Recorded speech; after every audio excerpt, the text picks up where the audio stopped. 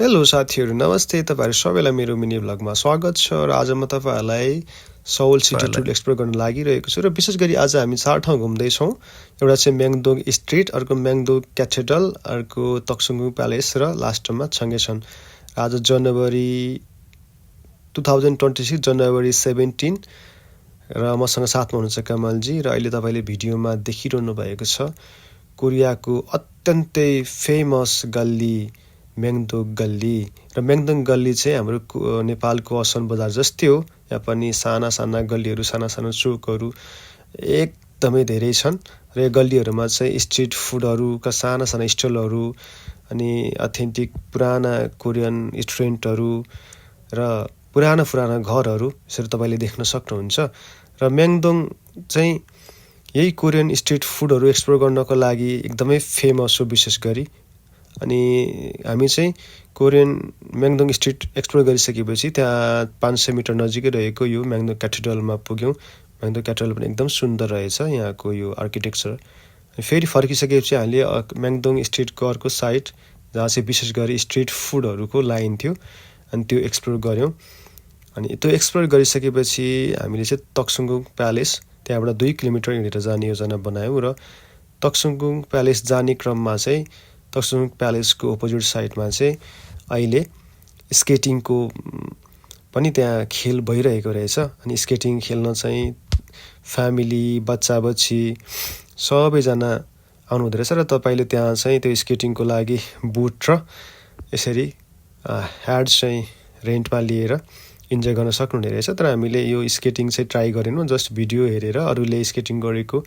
हेरेर इन्जोय गर्यौं र त्यसपछि हामी इछनको टिकट काटेर चाहिँ तक्सुङ प्यालेस भित्र छिर्यौं। तक्सुङ प्यालेस भित्र केही प्रति फोटोहरू खिचिसकेपछि आधी घण्टा समय बिताइसकेपछि बेलुकाको 5:30 बजिसकेको थियो र त्यहाँबाट चाहिँ नजिकै 500 मिटर मात्रै छङ्गेछन हो र छङ्गेछनमा चाहिँ 6 बजेदेखि बेलुकाको लाइटिङ सुरु हुनु भएकाले हामी छङ्गेछनतिर लाग्यौं। र यसरी 6 बजे पछाडी केही कोरियन बाजागाजा र सहित सांस्कृतिक कार्यक्रम सहित यसरी लाइटिङ सुरुवात भयो र यो लाइटिङ चाहिँ विशेष गरी सन् 2026 लाई स्वागत गर्नको लागि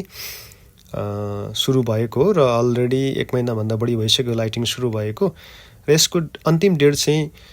2036 जनवरी 5 सम्म मात्रै थियो। तर आन्तरिक पर्यटनको अत्याधिक चाप माग र डिमान्डले गर्दाखेरि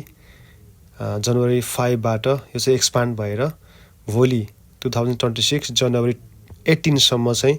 लम्बिएको छ। र यदि तपाईहरु पनि भोलि सन्डे कोरियामा सबैको छुट्टी हुन्छ,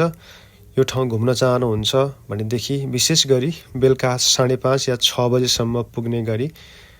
सौल नजिकै रहनुभएका साथीभाइहरू जानुभयो भनेदेखि यहाँको यो लाइटिङको अत्यन्तै यो इन्जोय गर्न सक्नुहुन्छ। र छङ्गेछन माथि स्टार्टदेखि तलसम्म जाँदाखेरि चाहिँ तपाईलाई लगभग सबै मुसुबहरु यो कोरियन आर्टहरु कल्चरहरु हेर्दै लाइटिङहरु हेर्दै भिडियोग्राफी गर्दै फोटो खिच्दै गर्नलाई 1 देखि 1.5 घण्टाको समय छुट्याएर आउनु भयो भने 6 बजेदेखि 7 अथवा 7:30 सम्मको समय छुट्याएर आउनु भयो भनेदेखि तपाईले भरपूर आनन्द उठाउन सक्नुहुन्छ। र छङ्गेछन अस्ति हामी शरदमा पनि आइसकेका थियौं, खाउलमा पनि। तर खाउलमा चाहिँ यो खालको चहलपहल थिएन, छेउछाउको रुखहरू कलरफुल थियो,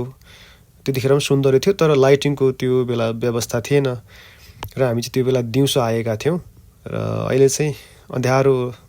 समयमा रातिको समयमा लाइटिङ पनि भएकोले गर्दा मन एकदमै उल्लासमय भयो र यो दोस्रो चोटिको छङ्गेछन घुमाई कमलजीसँग फेरि यादगार रह्यो र हामी चाहिँ अन्तिम समय छङ्गेछनको सुरुवातदेखि अन्तिम समय जहाँसम्म लाइटिङको व्यवस्था गरिएको थियो त्यहाँसम्म नै घुम्यौं र फेरि अन्तिममा पुगेर पनि माथि रोडमा निस्केर माथिबाट पनि एकचोटी सुरुवातसम्मै फेरि हेर्दै आयौं। तर आजको मौसम एकदम बेस्ट थियो। खासमा हाम्रो छङ्गेछन घुम्ने प्लान चाहिँ लास्ट विक नै थियो,